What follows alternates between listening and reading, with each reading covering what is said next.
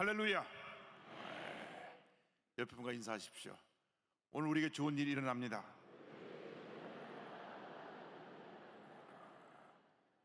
성령의 바람이 불어오고 있습니다. 여러분, 지금 성령의 바람이 우리 여의도 순복음교회, 한국교회에 불어오고 있습니다. 이번에 모든 세계교회 지도자들이 말하기를 지금으로부터 10년 동안 놀라운 부흥의 역사가 한국을 중심으로 해서 전 세계에 일어날 것이다. 그 중심에 여의도 순복음교회가 있고, 할렐루야. 그 중심에 여의도 순복음교회가 있고, 한국교회가 있고, 그리고 전 세계 오순절교회가 함께 모여 기도할 때에 놀라운 부흥이 다가오게 될 것을 모두가 말씀을 통해 선포하셨습니다. 예언의 말씀을 주셨습니다. 2033년은 예수님께서 승천하신 지 2000년이 된 해입니다.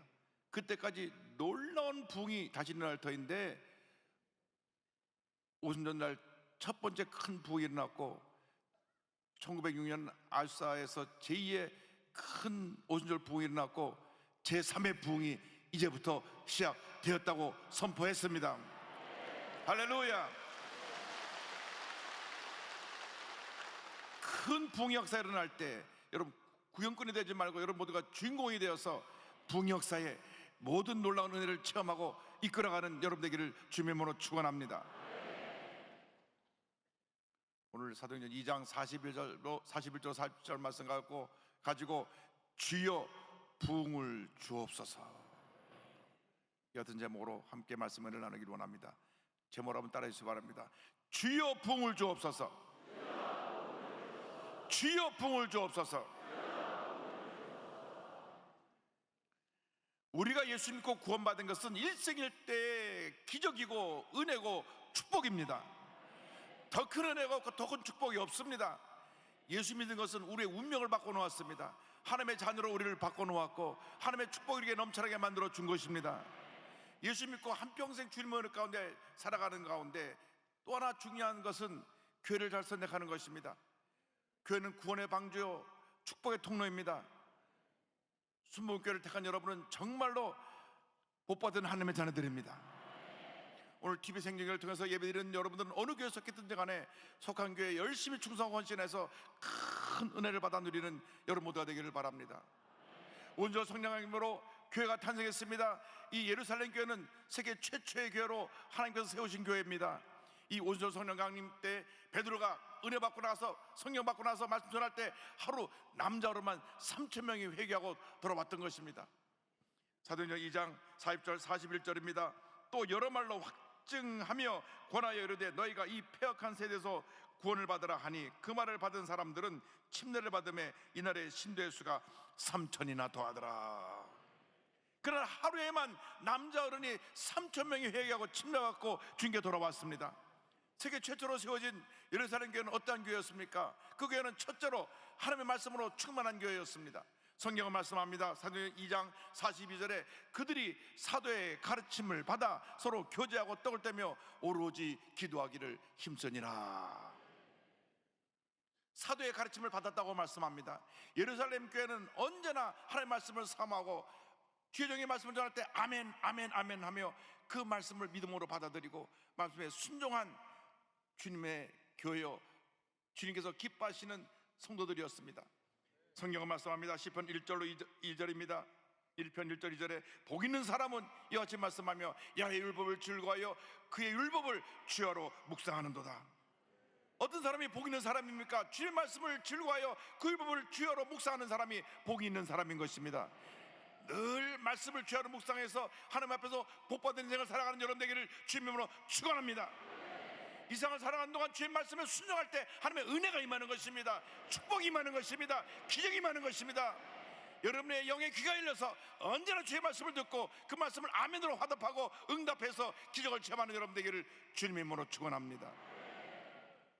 이 세상을 살다 보면 많은 세상의 소리들이 들립니다. 사람의 소리들이 들립니다.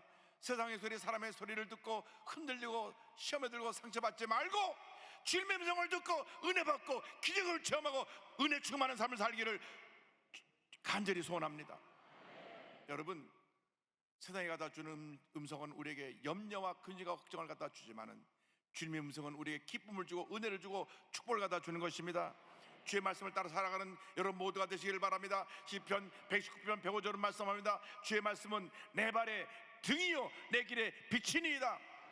언제나 하나님 말씀에 귀를 기울이고 그 말씀을 듣고 순종하며 말씀대로 살아가야 될 때 우리 앞에 시온의 대로가 열릴 것입니다. 축복의 길이 열릴 것입니다. 은혜의 통로가 열릴 될 것입니다. 가나안 정복을 앞둔 여호수아에게 하나님께서 말씀하셨습니다. 여호수아서 1장 7절 8절입니다. 오직 강하고 극히 담대하여 나의 종 모세가 내게 명령한 그 율법을 다 지켜 행하고 우러나 자르나 치우치 말라. 그러면 어디로 가든지 형통하리니 이 율법책을 내 입에서 떠나지 말게 하며 귀하러 것을 묵상하여 그 안에 기록된 대로 다 지켜 행하라. 그러면 내 길이 평탄하게 될 것이며 내가 형통하리라. 말씀을 묵상하며 지켜 행하라. 내 길이 평탄하게 되고 내가 형통하리라. 내가 형통하리라. 내가 형통하리라. 말씀을 지켜 행할 때 형통의 복을 주시는 것입니다. 말씀을 지켜 행할 때 우리 삶 가운데 모든 문제가 사라지고 하나님의 은혜가 임하고 우리의 병이 떠나가고 하나님의 축복이 임하게 되는 것입니다. 왜 우리가 예수를 믿고 신앙생활하면서도 많은 문제 어려움 가운데 빠져 있습니까?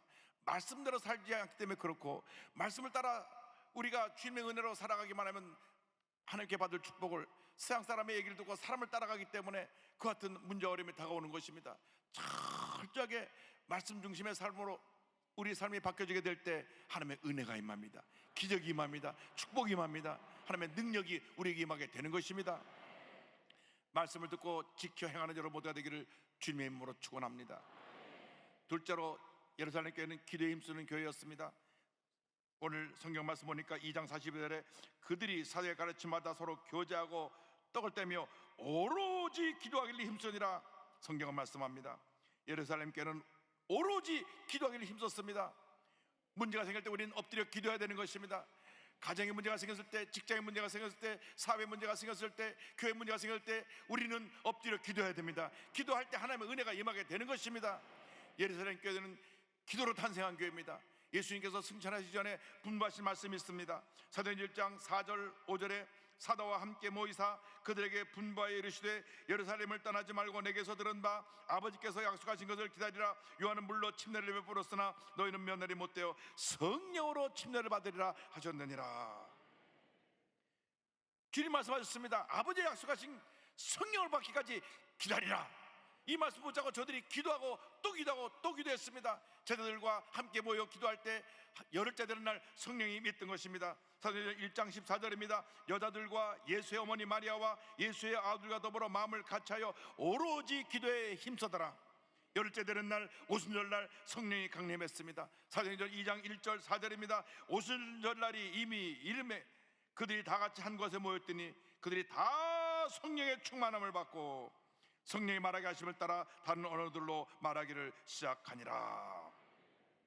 기도는 영적인 호흡인 것입니다. 하나님과의 대화인 것입니다. 기적의 통로, 축복의 통로인 것입니다. 은혜의 통로인 것입니다. 문제를 만났을 때 내가 스스로 문제를 해결하려고 이리저리 뛰어다니지 말고, 이 사람 만나지 말고 그 시간에 그 노력에 엎드려 하나님 앞에 기도하고 또 기도하고 또 기도하시기 바랍니다.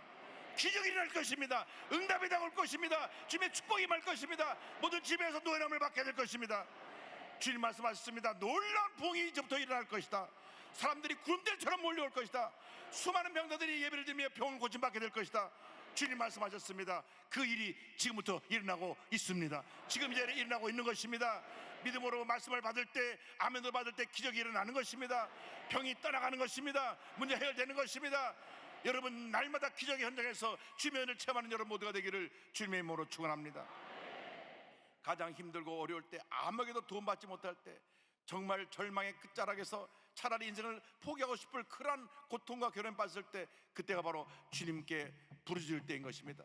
엎드려 주님께 부르짖으며 주의 도우심을 간구하시기 바랍니다.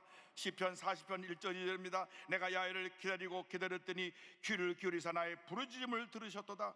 나를 기가 막힐 웅덩이와 수렁에서 끌어올리시고, 나를 기가 막힐 웅덩이와 수렁에서 끌어올리시고 내 발을 반석 위에 두사 내 걸음을 견고하게 하셨도다.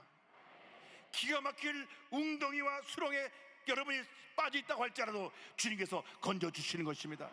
주의 도우심을 간구하며 부르짖어 기도하시기 바랍니다. 예레미야는 이와 같이 선포합니다. 너는 내게 부르짖으라. 내게 응답하였고 내가 알지 못하는 크고 은밀한 일을 내게 보이리라. 예레미야 선지자가 하나님의 말씀 듣고 이와 같이 감옥에서 선포했습니다. 너는 내게 부르짖으라. 내가 내게 응답하였고 내가 알지 못하는 크고 은밀한 일을 보이리라. 이 말씀하신 주님께서 지금 우리와 함께 하십니다. 감옥에 갇힌 예레미야를 통해서 말씀하신 것뿐 아니라 지금 이 강단에서 이 말씀을 우리에게 선포하고 계신 것입니다. 너는 내게 부르짖으라. 내가 내게 응답하였고 내가 알지 못하는 크고 은밀한 일을 내게 보이리라. 예루살렘 교회의 대표되는 목사님이었던 베드로 사도가 감옥에 갇혔습니다. 이제 내일 아침이면 사형을 당하게 될 그러한 절망적인 상황에 처했습니다. 그런데 성경을 보니까 사도행전 12장 5절에 이에 베드로는 옥에 갇혔고 교회는 그를 위하여 간절히 하나님께 기도하더라 말씀하고 있습니다. 교회는 그를 위하여 간절히 기도하더라. 간절히 기도하더라. 기도할 때 기적이 일어나는 것입니다. 기도할 때 하나님의 은혜가 임하게 되는 것입니다. 온 성도들이 모여서 밤새 기도하고 또 기도하고 또 기도할 때 하나님께서 천사를 보내서 자고 있는 베드로를 깨웠습니다. 사도행전 12장 7절입니다. 호련히 주의 사자가 나타나매 옥중에 광채가 빛나며 또 베드로의 옆구리를 척 깨워 이르되 급히 일어나라 하니 쇠사들이 그 손에 벗어지더라. 베드로는 참 믿음이 대단했습니다. 내일 아침이면 이제 눈을 뜨면 사형 당할 텐데도 그렇게 막 잠이 취해서 골아서 잠을 자는 걸 보면 그만큼 그는 죽음을 두려워하지 않은 하나님의 사람, 믿음의 사람이었습니다. 그래서 성경을 보니까 천사가 쳐서 깨웠습니다. 그만 자고 깨라고. 그래서 눈을 떠보니까 눈을 뜨는 순간 손가발에 맸던 것이 촥 풀어지고 그 다음 철문이 앞에 있는 철문이 척 열리는데 척 문이 다 열렸습니다. 사도행전 12장 7절 10절입니다. 호련히 주의 사자가 나타나매 옥중에 광채가 빛나며 또 베드로의 옆구리를 척 깨워 이르되 급히 일어나라 하니 쇠들이 그 손에서 벗어지더라. 이에 첫째와 둘째 바소를 지나 신으로 통한 쇠문에 이르니 문이 저절로 열리는지라 나와서 한 거리를 지나매 천사가 곧 떠나더라. 할렐루야.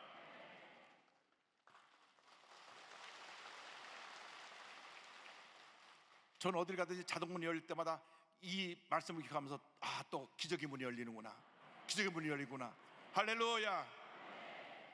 그렇다고 해서 들었다 놨다 그 말을 가진 말하는 말씀 아니고 열 때마다 그런 믿음으로 그 안으로 들어가시길 바랍니다. 그래서 그냥 천사를 따라 나와보니까 문이 척 열리는데 꿈인가 생신가 나와도 보니까 벌써 밖에 나와 있습니다. 그래서 너무 하나님의 감사해서 교회로 달려가니 그곳에 모여 함께 기도하고 있었습니다. 사도행전 12장 12절입니다.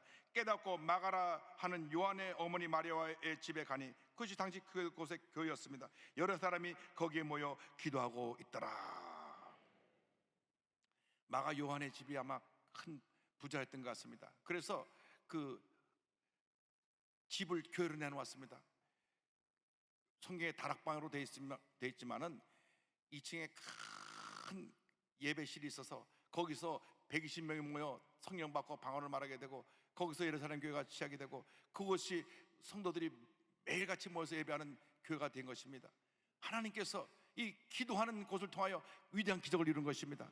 우리 교회는 기도의 집입니다. 여러분 모일 때 기도하고 흩어져 전도하고 모일 때 기도하고 흩어져 전도해서 기도의 역사를 이루는 여러분 모두가 되기를 바랍니다. 여러분 기도할 때 기적이 일어나는 것입니다. 기도하고 봉사하고 기도하고 섬길 때 하나님의 역사가 나타나게 되는 것입니다. 기도하지 않고 주님이라면 불평이 나옵니다.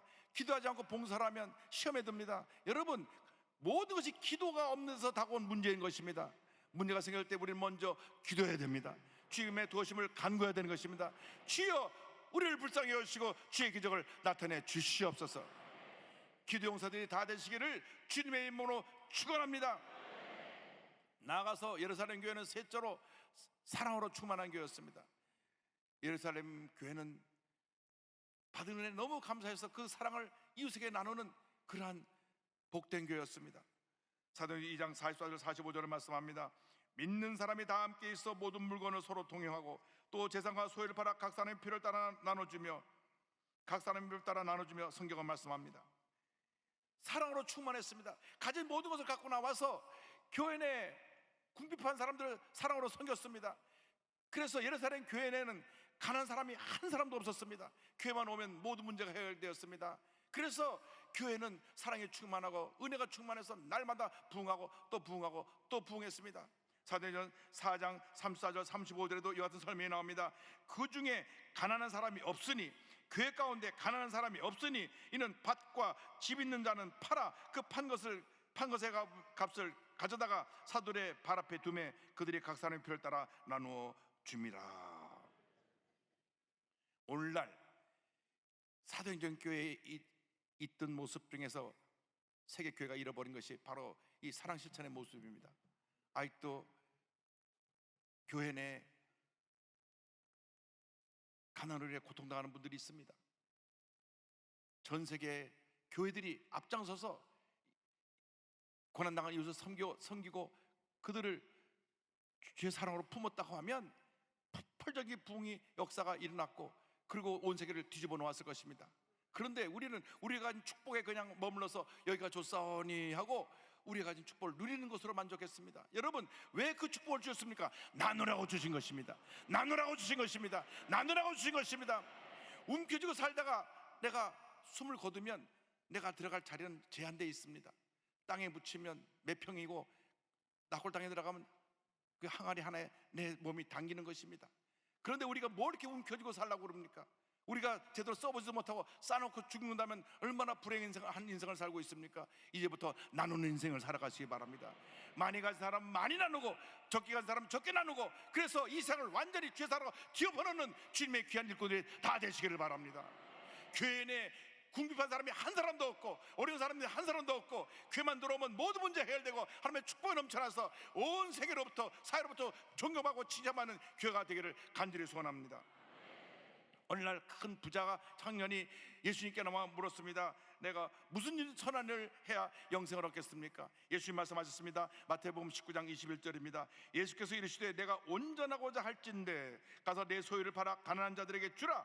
그리하면 하늘에서 보화가 내게 있으리라. 그리고 와서 나를 따르라 하시니, 그는 부자였는데 이 말 듣고 심히 근심하여 주님을 떠났습니다. 그는 실천하지 못하고 그가 그 후에 어떻게 됐는지 성경에서 기록이 사라져 버리고 말았습니다. 만일 삭개오처럼 그 재산을 주님 내가 다 가난한 자에게 나누겠습니다, 내가 남에게 잘못 가져온 거 있으면 네 배로 갚겠습니다 하면 성경에 그 아름다운 이름이 기록되어 있을 텐데 이분은 이름도 없이 그냥 사라져 버렸습니다. 여러분, 한 번뿐인 인생입니다. 어떻게 사실 것입니까? 우리가 주님 오실 날 머지않은 이때에 어떻게 우리의 남은 인생을 살 것입니까? 지금까지 살아온 인생 어떻게 사는 그 중요한 것이 아닙니다. 앞으로의 남은 인생이 더 중요합니다. 남은 인생 정말 멋있게 아름답게 위대하게 하나님의 손을 붙잡아서 하나님의 큰 일을 이루는 하나님의 사람들이 다 되시기를 주님의 이름으로 축원합니다. 축원합니다. 축원합니다.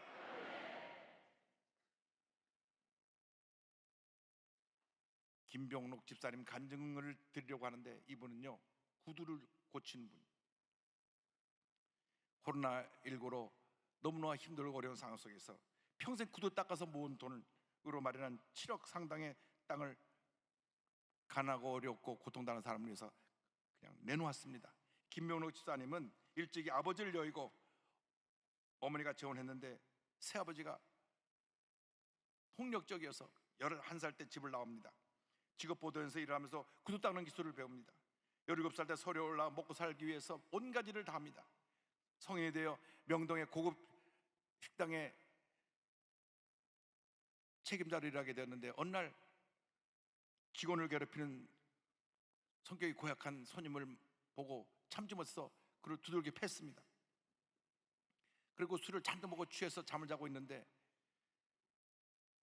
잠자다 깨보니 사장님이 자기를 붙잡고 막 울면서 기도하고 있습니다. 사장님 말합니다. 너 어떻게 하면 사람이 될래? 이렇게 욱하고 사람들 두들겨 패면 될 거야? 이번 주일부터 나랑 같이 교회 가자고. 그 사장님 예수를 잘 믿는 분이었습니다. 사장님의 교회를 가자 그러니까 직원이 따라가야지. 안 그러면 자기 신상에 불이익이 있을 테니까. 그래서 어쩔 수 없이 교회에 따라 나옵니다. 여기 사장님들 많이 계신데 무조건 직원들 다 데리고 나오시기 바랍니다. 직원들 다 전도해서 주님 앞으로 데리고 나오시기를 바랍니다. 그런데 한 주, 두 주 말씀 듣다가 그 마음이 녹아졌습니다. 한 달 되질 때 나 같은 죄인 살리신 찬송을 부르는데 막 눈물 콧물이 쏟아지고 통해자복하며 나 같은 주인에서 주님 십자가 달려 주시는 주님의 은혜 너무나 감사합니다. 이제 나의 남은 여생 하나님 영광에 살겠습니다. 세상에서 꼭 필요한 사람이 되겠습니다. 결심하고 열심히 신앙생활을 하려고 하는데 그냥 폐결핵이 왔습니다. 폐결핵 3개가 걸려서 한쪽 폐를 자라낼 그런 위기에 처하게 되었는데, 그때도 하나님께 엎드려 기도했습니다. 주님, 내가 주님에서 살기로 했는데 내가 왜 폐결핵을 주셔서 나가 이 폐결핵으로 고통당해야 합니까? 주여, 나를 건강하게 해주셔서 남은 인생 주님 영광에 살게 하여 주옵소서. 기도하고 또 기도하고 또 기도하고 또 기도했더니 폐를 잘라야 된다는 폐가 8개월 만에 완전히 나왔습니다. 할렐루야. 8년이 걸렸네요. 8개월이나 8년이나 걸렸어요. 그러고 나서 폐가 건강히 건강해야 된다면 구두방을 차려서 이제는 구두를 수선하면서 구두를 수선해서 노인, 장애인, 외국인 노인자 어려운 사람들에게 선물하고, 쉬는 날에는 양로원, 장애인 시설, 치매센터에 가서 무료로 이발 봉사를 하면서 그 구두센터를 운영하는데, 거기 모금함이 놓여 있습니다. 그 모금함이 이렇게 써 있습니다. 하루에 처음 것은 하나님께, 마지막 수입은 강도 만난 이웃에게. 그래서 그가 지금까지 이렇게 모금한 돈으로 결식아동, 소년소녀가정, 은퇴한 목사님, 수료비가 없는 이웃들을 섬기고 있습니다. 또한 2020년 3월 달에 노을 위해서 마련한 7억 원 상당의 1만 평의 땅이 파주시에 있었는데, 파주에 기부하면서 이웃을 위한 작은 도움으로 인해 행복을 느낄 수 있다면 이보다 더 큰 기쁨이 없다, 그는 고백했습니다. 이와 같이 간증합니다. 저 같은 크리스찬들은 예수님으로 말미암아 새 생명을 얻었기 때문에 덤으로 사는 인생들이에요. 그러나 욕심 부릴 게 없지요. 다 죽어가야지요. 저는 나누고 사는 게 가장 즐겁고 행복하니까 그 행복을 나누는 것입니다. 할렐루야. 여러분, 주님의 은혜가 너무나 큽니다. 이 큰 은혜를 여러분 어떻게 할 것입니까? 나눠야 합니다. 받은 은혜를 나눠야 합니다. 받은 사랑을 나눠야 합니다. 받은 축복을 나눠야 합니다. 지금까지 이렇게 받고 또 받았으니 이제는 나누고 또 나누며 살아가는 여러분 모두가 되기를 바랍니다. 여러분 보통 사람이 아닙니다. 하나님이 특별히 택해서 오늘 이 자리에 부르신 것입니다. 이 놀라운 풍의 역사의 현장에 여러분을 부르신 것입니다. 여러분에게 말씀을 주셨습니다. 말씀을 아멘 우리가 받았습니다. 우리가 말씀 잡고 기도해야 됩니다. 기도로 끝나는 것이 아니라 사랑을 실천해서 이 세상을 변화시키고 이 사회에 위대한 하나님의 역사를 나타내는 주님의 귀한 일거리 우리 모두가 되어야 할 것입니다. 여러분이 바로 그 위대한 역사의 주인공들입니다. 한 번뿐인 인생, 그저 바람 부는 대로 물결처럼 적당히 왔다 사라지는 그러한 인생을 살지 말고 이 역사 현장에 위대한 하나님의 역사를 남겨놓고 가는, 흔적을 남겨놓고 가는 위대한 하나님 사람들이 다 되시기를 주님으로 축원합니다. 우리 자리에 다 일어나겠습니다. 우리가 주 앞에 믿음으로 고백합니다.